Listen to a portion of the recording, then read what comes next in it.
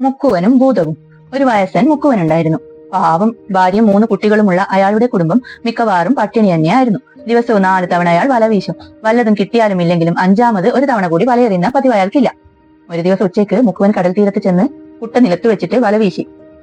വല വെള്ളത്തിൽ താണു എന്ന് ഉറപ്പ് വരുത്തിയിട്ട് മെല്ലെ വലിച്ചു കയറ്റി. വല്ലാത്ത ഭാരം തോന്നി. കരയിൽ ഒരു കുറ്റി തറച്ച് വല അതിൽ ബന്ധിച്ചിട്ട് അയാൾ വെള്ളത്തിൽ മുങ്ങി മുകളിലേക്ക് കൊണ്ടുവന്നു. കഷ്ടം, ഒരു കഴുതയുടെ ശവമായിരുന്നു വലയിൽ കുടുങ്ങിയത്. അള്ളാഹുവിന്റെ നിശ്ചയം അങ്ങനെയാകാം എന്ന് അയാൾ വിശ്വസിച്ചു. എന്നാലും വലയിൽ കുരുങ്ങാൻ കണ്ട സാധനം കഴുകി വൃത്തിയാക്കിയ വല ഒരു പ്രാർത്ഥനയോടെ അയാൾ വെള്ളത്തിലിട്ടു. വലിച്ചു കയറ്റാൻ നോക്കിയപ്പോൾ പിന്നെ നല്ല ഭാരം തോന്നി. ഏതോ വലിയ മത്സ്യം കിട്ടിയതു തന്നെ എന്ന് അയാൾ സന്തോഷിച്ചു. എന്നാൽ കിട്ടിയതോ വലിയൊരു മൺഭരണി. ഭരണി നിറയെ മണ്ണും ചെളിയും മാത്രമേ ഉള്ളൂ. വരാനുള്ളത് വഴിയിൽ തങ്ങുകയില്ലല്ലോ എന്ന തത്വം തന്നെ താൻ പറഞ്ഞുകൊണ്ട് അയാൾ ഭരണി ദൂരെ എറിഞ്ഞു. 3ാമത് പിന്നീട് വീണ്ടും വല വീശി. ഇപ്രാവശ്യം എന്താ കിട്ടിയ? കുറെ ഉടഞ്ഞ പാത്രങ്ങളും കുപ്പിച്ചില്ലുകളാണ് കിട്ടിയത്. ദൈവമേ, ഞാൻ 4 തവണയെ വല വീശാറുള്ളൂ, ഇത് അവസാനത്തേതാണ് എന്ന് ആകാശത്തേക്ക് നോക്കി പറഞ്ഞുകൊണ്ട് മുക്കുവൻ വല തിരമാലകളിലേക്ക് എറിഞ്ഞു. അല്പം കഴിഞ്ഞു വല വലിച്ചു തുടങ്ങിയപ്പോൾ അത് അനങ്ങുന്നില്ലെന്ന് കണ്ടു. കടലിനടിയിലെ പാറകളിൽ ഉടക്കിയതായിരിക്കാമെന്ന് കരുതി അയാൾ വെള്ളത്തിൽ മുങ്ങി. ഒരുവിധം വല പുറത്തു കൊണ്ടുവന്നു. വലിയൊരു ചെമ്പുകുടമാണ് വലയിലുണ്ടായിരുന്നത്. കേടുപാടുകളൊന്നും ഇല്ലാത്ത നല്ലൊരു കുടം. അതിന്റെ മുകൾ ഭാഗം ഭദ്രമായിട്ട് അടച്ചിട്ട് മുദ്ര വെച്ചിരുന്നു. നല്ല ചെമ്പാണ്, വിറ്റാൽ 10 ദിനാറെങ്കിലും കിട്ടാതിരിക്കില്ല എന്ന് പറഞ്ഞ് മുക്കുവൻ കുടം കുലുക്കി നോക്കി. നല്ല ഭാരമുണ്ടെങ്കിലും അത് കുലുങ്ങുന്നില്ല. അകത്ത് വല്ലതുണ്ടെങ്കിൽ എടുത്തു മാറ്റിയിട്ട് കുടം വിൽക്കാമെന്ന് കരുതി മുക്കുവൻ കത്തിയെടുത്ത് അടപ്പ് തുറന്നു. അതിന്റെ അകം ശൂന്യമായിരുന്നു, ഒന്നുമില്ല കേട്ടോ. പക്ഷെ അതിൽ നിന്നും പുക ഉയരാൻ തുടങ്ങി. അയാൾ മേടിച്ചു നിൽക്കെ പുക കട്ടിയായി ഒരു വൻ തൂണ് പോലെ മേലയിലേക്ക് പൊങ്ങിപ്പോയി. അടുത്ത ക്ഷണം മാനം മുട്ടുന്ന ഭീകരനായ ഒരു ഭൂതമായിട്ട് മാറി. വലിയ കാലുകളും ഗുഹ പോലുള്ള വായും പന്തം പോലെ തീപ്പാറുന്ന കണ്ണുകളും കൊച്ചു പർവ്വതം പോലുള്ള തലയും മുടിയൊക്കെ ആയിട്ട് ഒരു ബീവത്സ രൂപം പൂണ്ട ഭൂതത്തെ കണ്ട മുക്കുവൻ പേടിച്ചുപോയി. ഭൂതത്തിന്റെ നോട്ടം മുക്കുവന്റെ മേൽ പതിച്ചു. ഭൂതം അയാളോട് പറഞ്ഞു, അല്ലാഹുവല്ലാതെ വേറൊരു ദൈവമില്ല. പ്രവാചകനായ സുലൈമാനെ എന്നെ കൊല്ലരുത്. ഞാനിനി അങ്ങയെ ധിക്കരിക്കുകയില്ല. അപ്പോൾ മുക്കുവൻ ചോദിച്ചു, അല്ല, ഇതെന്തു കഥ? സുലൈമാൻ മരിച്ചിട്ട് 1800 വർഷം കഴിഞ്ഞത് അറിഞ്ഞില്ലേ? താൻ ഈ കുടത്തിനകത്ത് എങ്ങനെ വന്നുപെട്ടു? ഭൂതത്തിന്റെ സ്വരം മാറി. അല്ലാഹു അല്ലാതെ മറ്റൊരു ദൈവമില്ല. മുക്കുവനെ, നിനക്കൊരു സന്തോഷ വർത്തമാനം കൊണ്ടാണ് ഞാൻ വന്നിട്ടുള്ളത്. അതെന്ത് വർത്തമാനം? നിന്റെ മരണം, ക്രൂരമായ മരണം. ഈ നിമിഷം തന്നെ അല്ലാഹു നിന്നോട് പൊറുക്കുകയില്ല. ഞാൻ എന്ത് തെറ്റാണ് ചെയ്തത്? നിന്നെ കുടത്തിൽ നിന്നും തുറന്നു വിട്ടതാണോ? ഭൂതം കനിഞ്ഞില്ല. എനിക്കൊന്നും കേൾക്കണ്ട. ഏത് രീതിയിലുള്ള മരണമാണ് നീ ആഗ്രഹിക്കുന്നതെന്ന് പറ. പക്ഷെ ഞാൻ എന്തു തെറ്റ് ചെയ്തു അതെനിക്കറിയണം. എന്റെ കഥ ഞാൻ പറയാം, അപ്പോൾ നിനക്ക് മനസ്സിലാകും. എന്നാൽ വേഗം പറഞ്ഞു തുലയ്ക്ക്, ഞാൻ പേടിച്ച് ചാകാറായി. ഭൂതം പറഞ്ഞു, ഞാൻ ദാവൂദിന്റെ പുത്രനായ സുലൈമാനോട് പിണങ്ങി. സുലൈമാന്റെ മന്ത്രി എന്നെ പിടിച്ചുകെട്ടി തിരുമുന്നിൽ ഹാജരാക്കി. അള്ളാഹുവിൽ വിശ്വസിക്കാൻ അദ്ദേഹം എന്നോട് ആജ്ഞാപിച്ചു. ഞാൻ വഴങ്ങിയില്ല. അപ്പോൾ അദ്ദേഹം എന്നെ കുടത്തിലടച്ച് മുദ്ര വെച്ചു. സുലൈമാന്റെ ശിഷ്യനായ മറ്റൊരു ഭൂതം കുടത്തിനെ ആഴക്കടലിൽ കൊണ്ടുവിട്ടു. ആഴക്കടലിൽ 100 വർഷം കിടന്ന ഞാൻ എന്നെ മോചിപ്പിക്കുന്നവർക്ക് അളവറ്റ ധനം നൽകാമെന്ന് ഞാൻ പ്രതിജ്ഞ ചെയ്തു.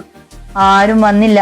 2ാമത്തെ നൂറ്റാണ്ടിൽ ഞാൻ മറ്റൊരു പ്രതിജ്ഞ ചെയ്തു. എന്നെ സ്വതന്ത്രനാക്കുന്നവന് ഭൂമിയിലെ എല്ലാ ഐശ്വര്യങ്ങളും ഞാൻ നൽകും.